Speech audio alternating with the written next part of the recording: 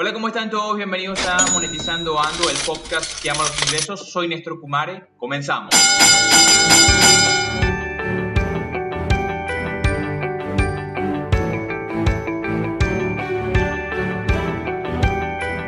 Y como les decía, esto es Monetizando Ando, el podcast que ama los ingresos, episodio 7, capítulo Escenarios post-cuarentena. Hoy, como siempre, tenemos invitado. Nuestro invitado de hoy es el economista Leonardo Soto, quien estará conversándonos hoy acerca de los posibles escenarios y desde su óptica, como opinión, como economista y, por supuesto, magíster en gerencia, de lo que puede ocurrir en los próximos meses tras la cuarentena. Pero antes, es oportuno mencionarles que pueden seguirnos a través de nuestras redes sociales como Monetizando Ando en Instagram y Twitter, y por supuesto pueden escucharnos a través de cualquiera de las plataformas de podcasting como Monetizando Ando en Google Podcasts, Apple Podcasts, Spotify, iBooks o cualquier otra plataforma que sea de tu preferencia. También pueden seguirnos o suscribirse a nuestro canal de YouTube, Monetizando Ando, darle a la campanita para activar las notificaciones. Hoy, como dije, conversamos acerca de los escenarios post-cuarentena con el economista Leonardo Soto. Antes de comenzar y darle la bienvenida oficial, acá es bueno notificarles que quien conversa con nosotros, él es economista venezolano, por supuesto magíster en gerencia de proyectos de investigación y desarrollo, además de doctor en ciencias de mención de gerencia. También es presidente de Integral Consultores Group, compañía anónima, vicepresidente de la Cámara Empresarial y Unión Empresarial del Comercio y los Servicios del Estado Zulia, UCES, adscrita a la Federación Nacional de Cámaras de Venezuela, Fede Cámaras, y el Consejo Nacional de Comercio y los Servicios, Concecomercio, así como conferencista internacional. Leonardo, bienvenido. Néstor, muchísimas gracias por la invitación. Un gusto acompañarte en tu espacio. Sí, verdaderamente agradecidos y honrados con que nos acompañes la mañana de este martes 19 de mayo. Antes de comenzar, algunas informaciones para que comencemos. Tú o la base de esta entrevista fundamental tiene que ver con un artículo que tú escribiste hace algunos días. En el artículo tú mencionabas los posibles escenarios que habrá en el mundo después del coronavirus. Eso me lleva evidentemente a buscar la oportunidad de conversar contigo, puesto que desde Monetizando Ando hemos querido de una u otra forma hacerles llegar a los emprendedores, economistas y financistas la oportunidad de conocer diferentes modelos de negocio y por supuesto diferentes escenarios de acuerdo a lo que ocurre dentro del momento que vivimos tras la cuarentena y dentro de la cuarentena. Los emprendedores siempre ven oportunidad ante la crisis, pero esta crisis plantea muchos escenarios. ¿Cómo principalmente o cuál dirías que es tu óptica de cara a ese post-coronavirus? Mira, Néstor, lo que viene o lo que está ocurriendo de hecho en este momento, no necesariamente hay que esperar a que el coronavirus desaparezca o se controle, porque el coronavirus no va a desaparecer, sino que se controle a través de una vacuna oportuna. Lo que viene es una reinvención, y cuando digo reinvención me refiero a un cambio de paradigma total en muchas cabezas, en muchas personas, en muchas formas de pensar, en muchos hábitos comunes o comúnmente aceptados hoy en la sociedad en cuanto a consumo, en cuanto a inversión, en cuanto a ahorro, en cuanto inclusive la adquisición de bienes y servicios que hasta hace poco a un segmento de la sociedad el tenerlos, el adquirirlos, el consumirlos les permitían sentirse a gusto o en estatus bajo modelos de aceptación social basado precisamente en la capacidad de tenencia de algunos bienes y servicios específicos. Entonces lo que viene ahora es una revalorización, obviamente unida a una reinvención de lo que consumimos, es decir, qué consumimos, por qué lo consumimos, cuánto estamos dispuestos a pagar por eso que vamos a consumir y qué mejoras o qué beneficio o qué aspectos positivos brinda eso que voy a consumir a mi calidad de vida, más allá de la apreciación social que pueda generar el tener un smartphone que cueste más de $1,000, el tener un carro último modelo que cueste más de $60,000, entre otro tipo de bienes que no es que van a dejar de consumirse, sino que van a variar en la escala de prioridades de consumo y las personas van a comenzar a permear, a mutar en muchos casos el concepto de ahorro y de inversión basado precisamente en esa expectativa que tienen de salvaguarda, porque lamentablemente la pandemia tomó a muchas personas en el mundo sin ahorros, sin un fondo de reserva que te permitiese a ti, que me permitiese a mí, a todas las personas que hoy se encuentran resguardados en sus hogares, mantenerse precisamente resguardados con ese fondo de ahorros para poder subsistir durante 2, 3, 4, 6 meses inclusive. Muchas familias se dieron cuenta de que su cuenta bancaria o el dinero en resguardo, donde sea que lo tengan, no era suficiente ni siquiera para sostenerse durante 2 meses en esta situación de cuarentena, y muchas personas se abocaron a tratar de producir lo que pudiesen producir en medio de este contexto y se dieron cuenta que sí, el consumo obviamente que implica bienes y servicios que me dan confort es necesario porque todos queremos una calidad de vida óptima de acuerdo a nuestras aspiraciones, pero también entendimos lo que implica el ahorro oportuno basado en una filosofía de inversión que implicaría en este caso diversificar las fuentes de ingreso para mantener caudales fuertes hacia esa cuenta de ahorro o hacia ese fondo de ahorro, que bien puede ser para retiro, para otro tipo de consumos, pero distintas fuentes de ingresos que alimenten ese fondo de ahorro, caudales sólidos, y las personas hoy están pensando en eso. No es un concepto de inversión, obviamente permanece el consumo, ya que la necesidad humana es una constante, permanece el consumo, pero las variantes desde el punto de vista apreciativo del consumo comienzan a hacerse más marcadas. Los lujos siguen estando presentes, pero hay otro tipo de elementos que van a fortalecerse una vez que la pandemia se controle y las personas puedan salir a la calle a seguir produciendo, a vivir, a hacer lo que estábamos habituados a hacer. Tú mencionas algo fundamental, el hecho de hablar de consumo, el cómo consumimos y qué es lo que consumimos, ¿no? Y hay un artículo de la BBC que establece y habla específicamente de desglobalización, de un momento de que el coronavirus ha tocado un punto álgido en el proceso de desglobalización y lo ha acelerado. Tú, dentro de tu mismo artículo, mencionabas el hecho de que muchas personas iban a tomar mucho producción local en lugar de buscar ya importaciones. Y eso habla el artículo de BBC. Con base al tema económico a nivel internacional, ¿tú consideras que la desglobalización se ha acelerado para buscar consumo interno más que todo de los países? Lo que pasa, Néstor, es que ahí hay que evaluar el concepto de globalización. Desde mi perspectiva económica, no puede existir globalización si internamente las economías no son sólidas, sustentables y en capacidad de expansión. Porque a nivel económico la globalización, más allá de la comunicación rápida, acelerada, que estamos viviendo hoy, porque podemos enterarnos en cuestión de segundos lo que ocurre en un pequeño poblado de China, por ejemplo,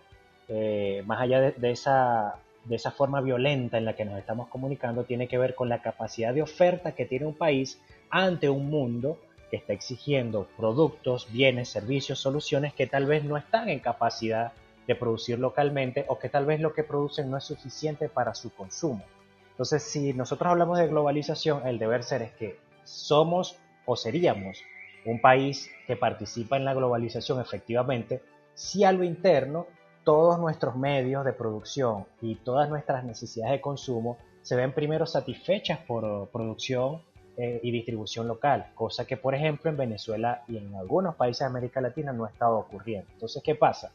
Esta situación vino a darle una bofetada a muchos líderes políticos, y digo bofetada no literalmente, pero muy cercano a ello, porque les digo, mira, tú quieres participar en un mundo globalizado desde el punto de vista político, es decir, de relaciones diplomáticas, pero no estás en capacidad de participar en un mundo diplomático desde el punto de vista económico, que es precisamente el aprovisionamiento de esos bienes y servicios o soluciones que pueden venderse en mercados internacionales que le dan a mi país la posibilidad de cotizar en mercados más complejos, como el caso de los mercados bursátiles, ya hablando estrictamente del sector empresa. Entonces no estás en capacidad de hacerlo. Prácticamente todo lo que se consume en Venezuela, o buena parte de los productos que se consumen en Venezuela, que antes era de adquisición local, ahora son importados. Y los estamos viendo en circulación a través de esta figura de los bodegones que se fortaleció en los últimos 8 meses producto de estas flexibilizaciones que las personas que controlan el poder ejecutivo del país han venido otorgando para generar una apariencia de que hay productos suficientes en la economía. Entonces tú dices, ok, estoy comprando un queso, por ejemplo, un queso fundido importado, tal vez porque en Venezuela no se está produciendo, pero ¿por qué no se produce si Venezuela es un país con una zona agraria, pecuaria, que permite producir diversos quesos y tenemos diversas zonas industriales que pudiesen pasar a procesamiento para fundirlos, envasarlos y comercializarlos? ¿Qué está pasando internamente que eso no se logra? Ahora, estamos mirando hacia adentro, y aquí es también donde comienza algo de lo que yo coloqué en ese artículo, porque estamos dando una nueva valoración al talento local, en donde sí reconocemos la valía de los profesionales, las empresas y las soluciones internacionales, pero ahora entendemos que aquella persona que, por ejemplo, yo lo llamo técnico operario de mantenimiento urbano, ese es el título que yo le coloqué, que son las personas que se encargan de recoger los desechos sólidos en nuestras calles, en nuestras comunidades. Entonces, entendimos que esa persona que se traslada en un camión de recolección de desechos sólidos, que prácticamente parece imperceptible para muchos de nosotros, es tan importante como aquel médico que está ocupado en una sala de emergencia atendiendo tal vez a una persona que está llegando con síntomas de COVID-19. Entendimos que la cajera o el cajero en un supermercado, un automercado, es tan importante tal vez como un profesional destacado de las telecomunicaciones, que ese profesional de las telecomunicaciones hoy nos permite enlazarnos mientras estamos resguardados, pero aquel cajero o cajera en un automercado nos permite a su vez tener acceso a los alimentos requeridos en este proceso de comercialización. Entonces sí hay una revalorización del talento local, de la producción local, de lo que nosotros tenemos cerca, y una vez que nosotros le demos ese valor e impulsemos esa producción local, se fortalezca como una industria rentable a lo interno, con posibilidad de generar un excedente de producción que a su vez vaya a nuestro inventario para exportación, en ese momento Venezuela y muchos otros países de América Latina podrán decirle al mundo: estamos preparados para la globalización, estamos preparados para discutir tratados de libre comercio, obviamente de mutuo beneficio, estamos preparados para fortalecer el Mercosur, para realizar negocios más complejos con Europa, para restablecer los acuerdos comerciales que tenemos con Estados Unidos, y que no simplemente sea petróleo por gasolina, sino muchos otros productos que de acá pueden salir inclusive terminados de muy buena calidad, como es el caso del chocolate venezolano, que tiene una alta representación en mercados europeos, como es el caso del camarón local, que tiene también una muy alta aceptación en Estados Unidos y en Europa. Es decir, hoy nos estamos dando cuenta que lo que somos, lo que tenemos, lo que producimos es valioso, y que casi no estamos produciendo por razones obviamente políticas que han afectado a la economía, y que tenemos que rescatar lo nuestro para después decir, ok, ahora con lo nuestro que venga lo de afuera, lo comparamos y decidimos qué consumir. Sí, tú mencionas algo y eres bastante enfático al decirlo. Cuando estableces que existe evidentemente un antagonismo entre lo que es los escenarios venezolanos frente a esa globalización y los escenarios del mundo hacia lo que viene. Evidentemente, establecer puntos en común tiene que ver más con un tema político, y la misma BBC publicó el 5 de mayo un artículo que hablaba de posibles escenarios en lo que se refiere a nivel económico, lo que puede ocurrir a la posible recuperación económica mundial. Ellos hablaban de una cierta similitud con respecto a lo que ocurría o lo que ocurrió en la posguerra, primera posguerra mundial. Entre posguerra, ellos hablaban de 3 escenarios posibles. El primer escenario que ellos daban como posible era el que podría ocurrir luego de la gripe española de 1920 y evidentemente la Gran Depresión, como un escenario extremadamente pesimista a nivel económico para el mundo. Y además de eso tocaban un escenario contrario, que era un escenario de cooperación, un escenario de enlace entre los países, que era lo que ocurrió en la posguerra, la Segunda Guerra Mundial. Esos escenarios distantes uno del otro tienen que ver fundamentalmente, según menciona, por ejemplo, Guterres, el secretario general de la ONU, que hablaba sobre la la posibilidad que existe, fehaciente, de una falta de liderazgo total por el creciente nacionalismo en Estados Unidos. Desde tu punto de vista económico y el de análisis, ¿cuál consideras para el mundo en general? Ya tocaremos el punto de Venezuela, porque es un punto totalmente diferente, tiene que ver, parece increíble, pero un paralelismo en lo que se refiere al tema político, porque si a nivel internacional tenemos una falta de liderazgo político para mantener una cooperación entre los países y un entendimiento político, en Venezuela a nivel económico y a nivel político ocurre lo mismo, solo que por diferentes razones. Aquí los problemas internos y la coyuntura política y social van a dar otra tonalidad al tema. Pero partiendo del punto global, antes de conversar el tema local, ¿cómo observas tú estos dos escenarios? Y si consideras que, por ejemplo, podría haber un escenario intermedio entre la idea de una gran depresión, que es lo que vendría tras la extensión de la cuarentena, o, por supuesto, podría haber una cooperación y la entrada en materia, evidentemente, de la cordura de los países y ponerse en cooperación para levantar, evidentemente, este proceso. Mira, el punto intermedio es posible, ¿no? Pero hay que entender de inicio algo. Uno, ya el mundo está en recesión económica. No es que va a venir después de que el COVID-19 pase o que la cuarentena sea levantada en su totalidad. El mundo está en recesión y lo estamos viendo de forma directa con el cierre de empresas en Estados Unidos, un estimado de pérdida de más de 25 millones de empleos a nivel mundial. Esa cifra obviamente puede que esté muy pequeña con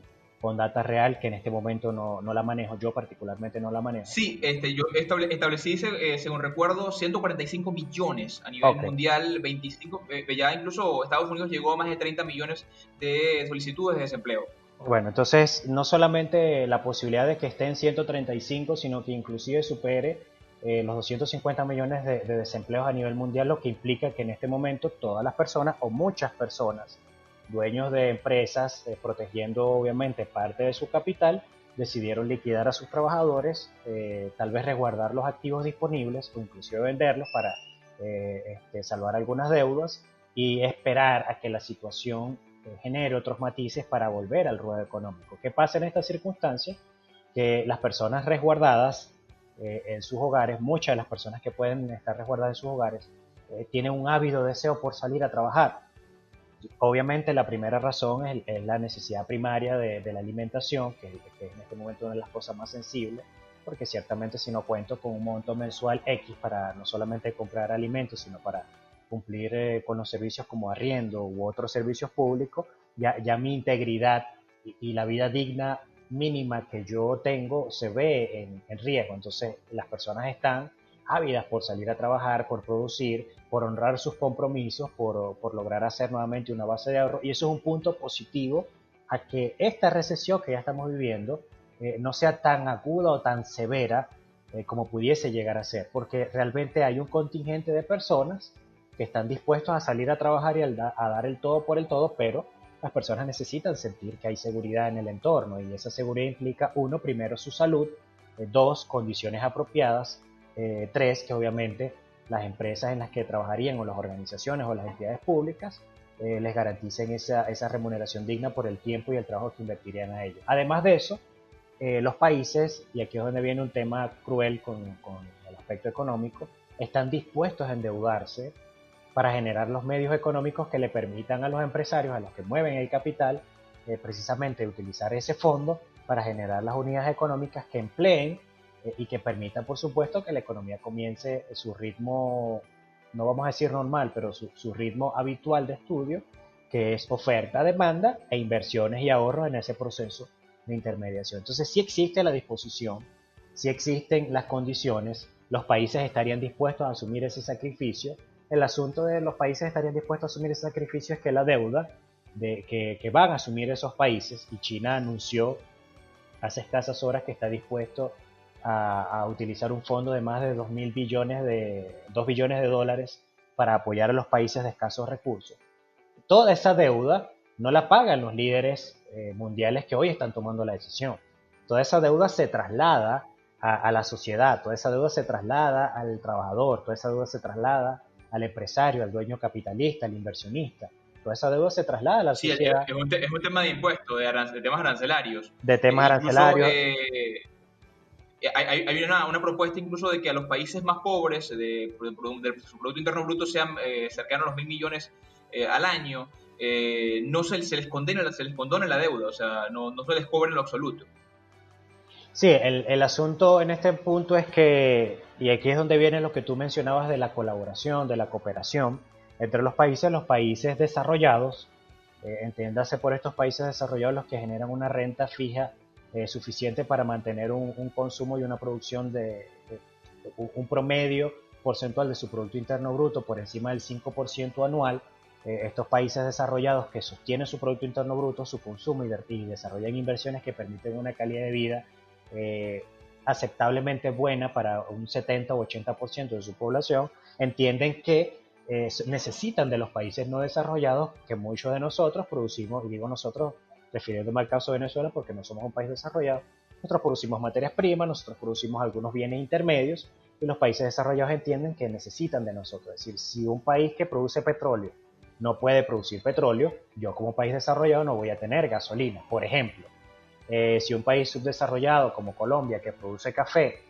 no está en capacidad de exportarlo a Nueva Zelanda, yo no voy a tomar café colombiano, que es uno de los cafés que tal vez compiten en esos países, en esas regiones europeas. Entonces los países con capacidad de hacerlo lo van a hacer, te van a apoyar, te van a... Tal vez hablar de condonar deuda sería un poco extremo porque las políticas de participación financiera, tanto del Banco Mundial como del Fondo Monetario Internacional, son bien severas, pero sí manejar tasas flexibles, periodos a muy largo plazo. Y repito, esa deuda se traslada al ciudadano. Si esa deuda se traslada al ciudadano, hay una disminución progresiva de la calidad de vida, por lo menos como muchos la venían produciendo, generando, se vería disminuida porque tal vez no tendría acceso a los mismos bienes y servicios por los compromisos financieros a pagar a partir precisamente de tasas impositivas, y esto le haría sentir a la sociedad el que su vida no es tan buena como lo era antes del COVID-19, pero es precisamente por esa cuota de riesgo financiero que asumen los países. Yo te financio, empresario, yo te financio, industrial, tú produces, tú generas fuentes de empleo, tú le pagas a tus trabajadores, ellos a su vez consumen, pero obviamente esa deuda tiene que pagarla a alguien, y esa movilización de capital que está en tus manos ya es parte de tu responsabilidad como ciudadano activo económicamente, es parte de nuestra responsabilidad como Estado, y alguien tiene que pagar por esa deuda. Entonces es donde viene realmente el foco fuerte de lo que pudiésemos vivir los ciudadanos del mundo entero en los próximos 5 años, porque repito, la disposición a trabajar está, la disposición del financiamiento puede que esté en la mayoría de los países con capacidad de hacerlo. Los fondos financieros internacionales están dispuestos a aportar ese apoyo, pero el tema aquí es que esa deuda se traslada, y al trasladarse a los ciudadanos comienza a disminuir la capacidad, las condiciones de calidad de vida a las que tal vez estábamos acostumbrados muchos de nosotros con un trabajo regular o un trabajo común. Eso evidentemente tiene sus aristas de todo punto de vista. ¿Qué ocurre, por ejemplo, con Venezuela, que, como mencionábamos anteriormente, estamos de una u otra forma en otro contexto, porque los problemas políticos internos hacen más cruda la crisis, generan mayor coyuntura, mayor desaceleración económica? Entonces,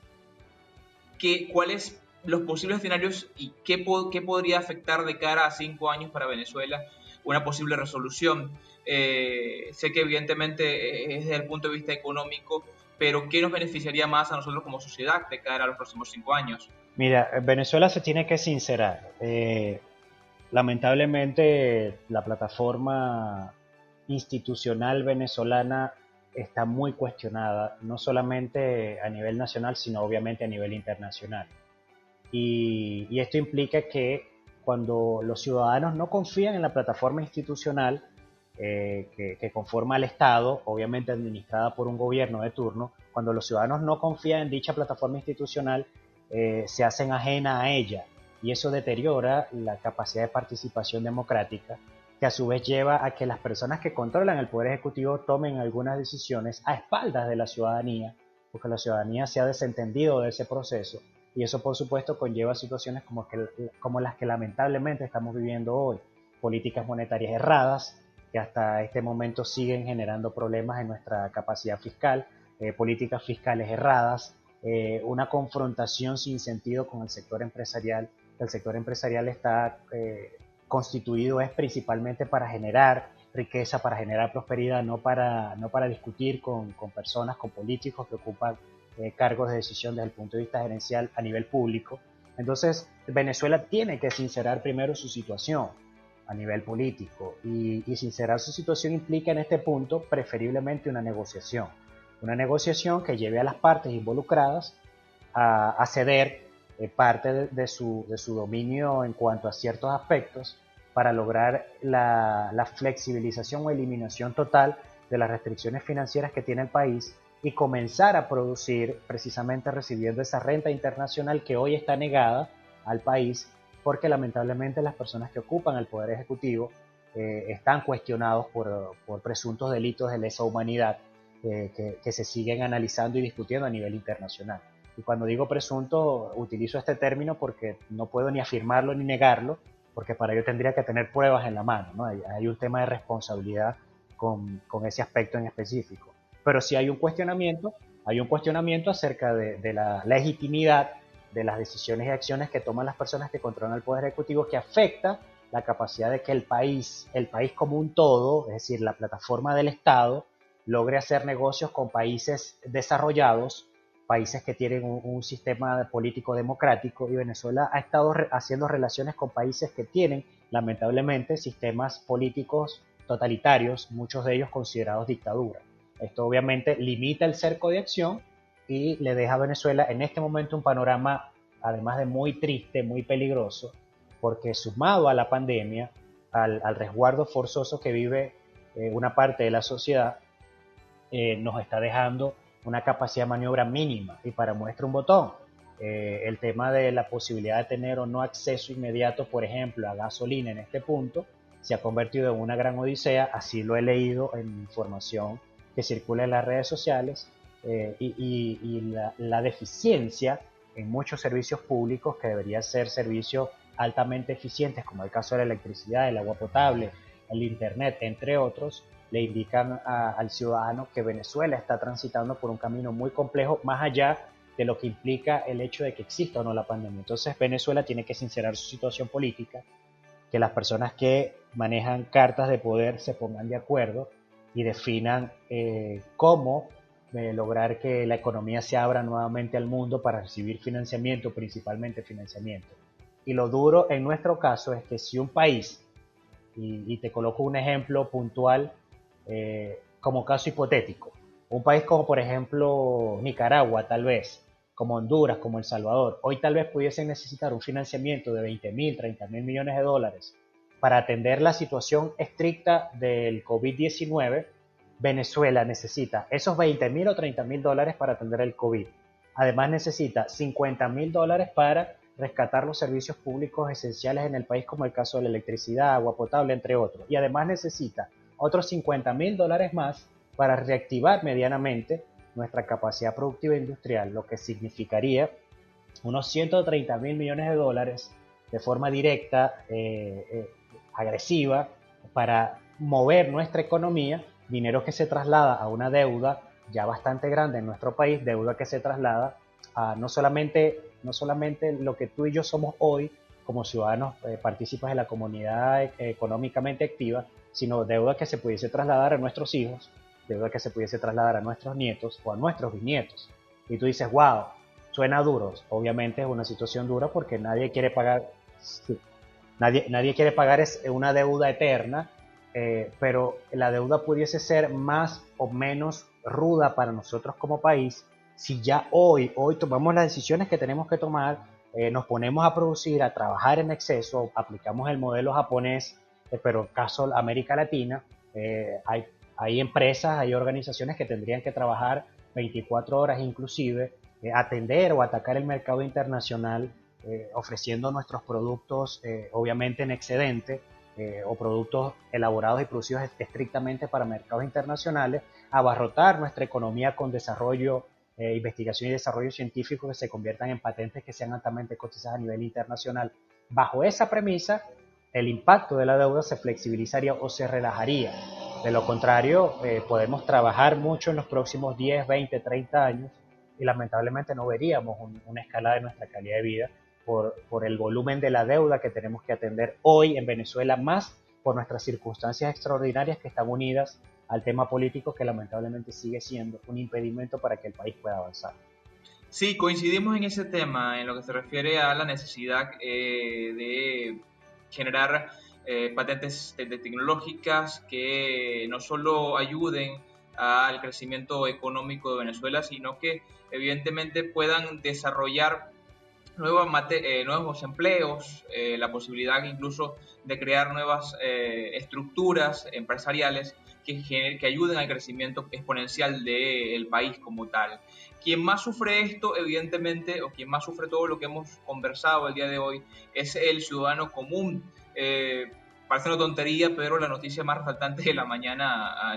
lo que rueda en redes sociales, es la desatención de Venezuela, de DirecTV o de AT&T, DirecTV para Latinoamérica, dejará de funcionar en Venezuela. Y eso, como repercute evidentemente en el ciudadano, repercute no solo en la cuarentena, repercute a nivel de muchas maneras. Parece muy tonto lo que estoy diciendo, pero es la oportunidad de elección que tiene el ciudadano lo que se ve afectado, y a nivel económico también te afecta económicamente el saber que no puedes producir de manera diaria el día a día, como mencionabas.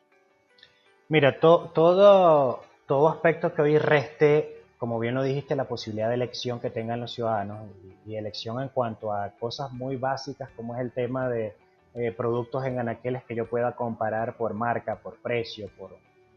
por X o Y características que me permitan a mí tener opciones. En el caso de servicios puntuales como el caso del Internet, como el caso de televisión por cable. Si yo no tengo capacidad de elegir y todo está técnicamente monopolizado a opciones que ni siquiera son de calidad baja, por decirte algo, eh, Venezuela en este punto está tocando un fondo importante, ¿no? Y digo, está tocando uno porque ya hemos tocado muchos. Y en esta recesión económica, sumada a la crisis política, sumada a la crisis social, el decir, oye, la televisión, bueno, el venezolano se caracteriza por ver mucha televisión y DirecTV tiene una particularidad, que llega a donde las cableras tradicionales no pueden llegar, que es a zonas muy retiradas y que le habían permitido a muchas personas tener acceso a un mundo de entretenimiento diferente, porque hay zonas semi-rurales en las que no solamente no llega internet, sino tampoco llega televisión tradicional por antena, imagínate tú. Entonces, por antena me refiero a transmisión local en frecuencias UHF, por ejemplo. Entonces DirecTV sale del mercado, las personas que se encargaban, que eran trabajadores de la empresa, call center, inclusive los franquiciados distribuidores de la tecnología, tanto decodificadores como antenas, y las personas encargadas de instalación ya no van a tener a esa empresa como parte de su plantilla de accionar. Disminuye entonces la capacidad la posibilidad de que Venezuela siga teniendo opciones viables y reales para no solamente sumar a una posible recuperación económica, sino además le resta nuestra capacidad de libertad de expresión inclusive, porque aunque si bien DirecTV había sacado de su plantilla televisiva ciertos canales presuntamente por intervención de Conatel o por intervención, sería el término apropiado, DirecTV seguía mostrando programación variada que le permitían a la familia venezolana poder entretenerse en medio de tantas adversidades. Ahora, no está DirecTV, ¿qué hacer? ¿Qué opciones hay? Las cableras no llegan a todos los sectores, no llegan a todas las zonas urbanas, semirurales. Nos estamos quedando sin opciones. Esa creo que es lo más lamentable, que nos estamos quedando sin opciones, la posibilidad de elección es lo que nos afecta. Y te consulto, no quería interrumpirte, pero por tema de tiempo, evidentemente sé que tienes otros compromisos y no quiero limitarte, pero quería consultarte algo específico para responder de manera muy rápida. ¿Crees o consideras una recuperación rápida a nivel internacional, a nivel económico? ¿O esto va a demorar o depende fundamentalmente de qué tanto se extiende en el tiempo el tema de la cuarentena? Mira, la recuperación rápida es posible sí y solo si en los próximos 2 o 3 meses hay una vacuna. Punto. De lo contrario, las personas van a tener temor, o un número importante de los ciudadanos del mundo van a tener temor de salir a la calle a hacer vida habitual en cafés, en restaurantes, a consumir, a estar en una oficina muy cerca de otras personas. Eso pudiese ser un problema importante. Si no existe una vacuna, y si no se da en los próximos 2 o 3 meses, la recesión sí puede ser significativa y pudiésemos tardar unos 2 o 3 años en ver recuperación. Si sale una vacuna pronto, y aunque tú te enfermes mañana y te contagias de COVID-19, que todos nos vamos a contagiar en algún momento porque eso es inevitable, pero si existe una vacuna, si existen los retrovirales, las personas van a asumir el COVID-19 como otra gripe más, van a medicarse, van a continuar con sus vidas y el mundo va a seguir. Pero todo depende estrictamente de ese aspecto. El mundo cambió y necesitamos, evidentemente, lo mencionabas dentro del tu artículo, tenemos que pasar a ser más ambientalistas, más verdes. Ese es el enfoque que tiene que tomar el globo y incluso Venezuela como país productor de petróleo. Debemos enfocarnos en tecnología limpia. La sustentabilidad de los recursos ha sido una premisa que ha estado de primera en la lista de las agendas de los líderes mundiales en los últimos 30 años y no se le había dado tanta importancia hasta el día de hoy, cuando entendimos que nuestra actividad casi que destructiva, sin visión de sustentabilidad, ha desgastado la posibilidad de que el país responda más efectivamente a nuestras demandas. Entonces sí, si se aprende la lección de esto, y espero que así sea, la humanidad tiene que migrar al concepto sustentable de los recursos, a un pensamiento verde, a una forma diferente de consumir y de convivir. De lo contrario, ante la sobrepoblación que ya tiene el planeta y la que se estima en los próximos 100 años, tal vez nuestro tiempo en este mundo sea más corto del que nosotros creemos. Y tal vez suene fatalista, pero las condiciones están allí, las cartas están sobre la mesa y esos son los indicadores que nos está arrojando nuestra actividad diaria y cotidiana en este mundo. Sí, hay un aforismo que generalmente se le atribuye a Mark Twain, que dice que la historia no se repite, pero rima. Así que hay que echar un ojo hacia atrás, mirar lo que pudo haber ocurrido en momentos previos a los que estamos viviendo y revisar si en realidad estamos haciendo los cambios indicados, si en realidad estamos tomando las decisiones adecuadas de cara a lo que puede venir, a lo que podemos afrontar no solo como sociedad, sino como país, como parte de América y por supuesto parte del mundo. Con nosotros estuvo el día de hoy Leonardo Soto, economista. Un verdadero placer, Leonardo. Los micrófonos son tuyos para despedirte y cualquier nota final que quieras dar con respecto al tema de hoy.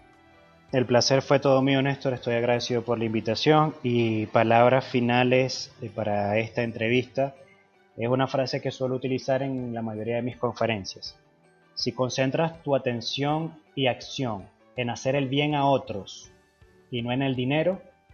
tienes más alta probabilidad de conseguir ambas cosas. Así que en este punto, generar soluciones, generar bienestar compartido, que se multiplique, que se traslade de forma sincera, de forma honesta, de forma empática, te garantiza, obviamente, permitirte ayudar a que otro esté bien y que eso a su vez se convertirá en prosperidad económica y financiera para ti. Es un ganar-ganar prácticamente perfecto.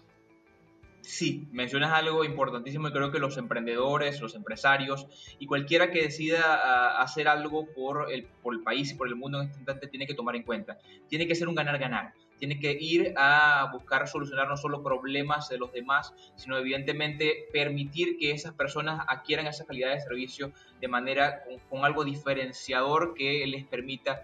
crecer, que nos permita crecer como sociedad. Agradecido una vez más, Leonardo. Como dijimos, esto fue episodio 7, capítulo escenarios post cuarentena. Con nosotros estuvo el economista Leonardo Soto. Finalizamos en nuestro Kumar. Pueden seguirnos, como dijimos, en redes sociales como Monetizando Bando. Y decimos adiós con mi frase favorita. Por supuesto, seguimos hasta que sea asombroso. Nos despedimos. Hasta luego. Te recordamos que puedes seguirnos a través de nuestras redes sociales Monetizando Ando en Twitter e Instagram. También puedes suscribirte a nuestro canal de YouTube dándole a la campanita para activar las notificaciones. Sin olvidar que puedes escucharnos a través de Spotify, Google Podcasts y Apple Podcasts.